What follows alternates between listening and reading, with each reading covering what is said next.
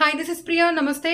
నంద్యాల పట్టణం Suraj grand hotel వీరశైవ ఆత్మీయ సదస్సుకు ముఖ్య అతిథులుగా నంద్యాల ఎమ్మెల్యే టీడీపీ అభ్యర్థి ఎన్ఎండి ఫరూక్, పార్లమెంట్ అభ్యర్థి బైరెడ్డి శబరి మరియు టీడీపీ జిల్లా ప్రధాన కార్యదర్శి ఎన్ఎండి ఫిరోజ్ వీరశైవులు పాల్గొన్నారు. వీళ్ళు మాట్లాడుతూ వీరశైవులు అంటే దేవుడితో సమానమని చెప్పడం జరిగింది.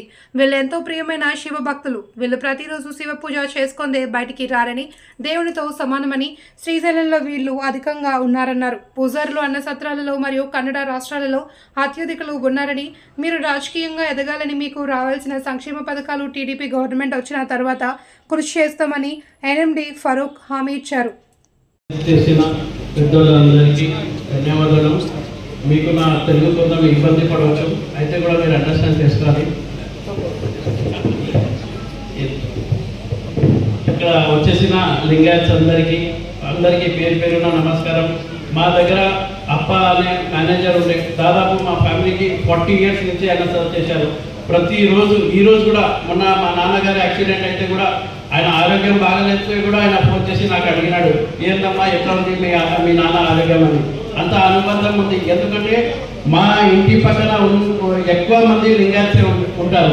ఈ రోజు కూడా పొద్దున లేస్తేనే ప్రతిరోజు అంటే మాకు ఏ హిందూ ముస్లిం ఏం ఇది కమ్యూనికే ఏం లేకుండా అందరూ బాగున్నారు.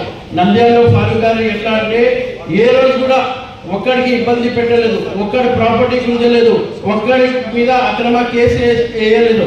మీరు చూస్తున్నారు, దాదాపు 5 years ముందు ఈ శిల్ప వాళ్ళు అంటే నేను మా లోకల్ గురించి చెప్పుకుంటాను. అంటే మనకు వేరే పార్లమెంట్ తర్వాత వచ్చి ఫస్ట్ మా లోకల్ సమస్య గురించి చెప్పాను. 5 years అయిపోయింది. ఈ శిల్ప మోహన్ రెడ్డి, శిల్ప రవిచందర్ రెడ్డి నంద్యాలకి చేసింది ఏం లేదు.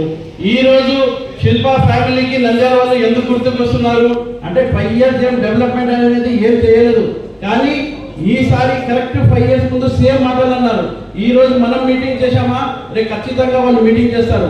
ఖచ్చితంగా ఒకటే మాట అంటారు, మేము ఉన్నాము, మేము చేస్తామని. 5 సంవత్సరాలు ఎక్కడ కనిపించలేదు. తండ్రి హైదరాబాద్ లో ఉంటాడు, కొడుకు ఫారిన్ లో ఉంటాడు, మేడం మున్సిపాలిటీలో ఉంటారు. మొత్తం మేడం ఆర్గనైజేషన్ అక్కడ.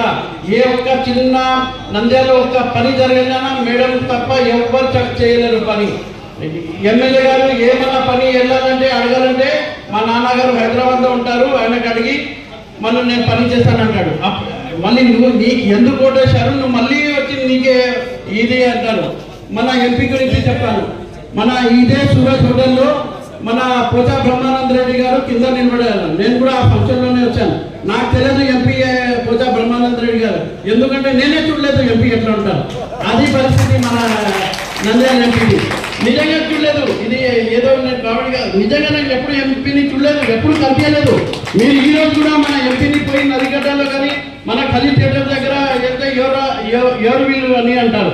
అట్లా పరిస్థితి.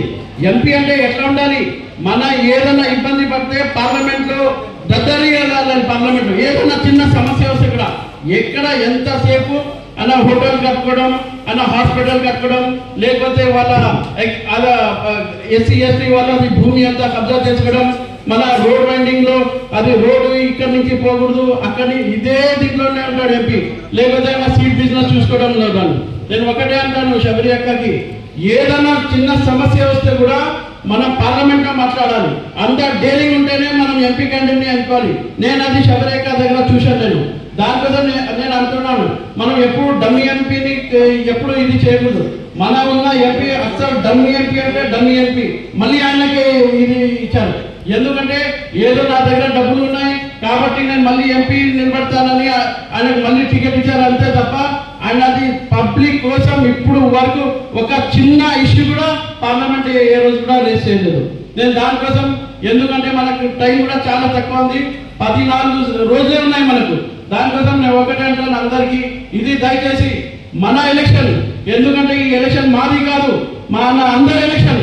రాష్ట్రం కోసం మనం అందరు కలిసి సైకిల్ కి ఓటేయాలి. నేను ఒకటే అంటాను, నిన్న కూడా మీరు చూశారు, ఒక 15 రోజుల ముందు చూశారు, మా నాన్నకి యాక్సిడెంట్ జరిగింది. మీరు చూశారు ఎంత పెద్ద యాక్సిడెంట్ జరిగిందో.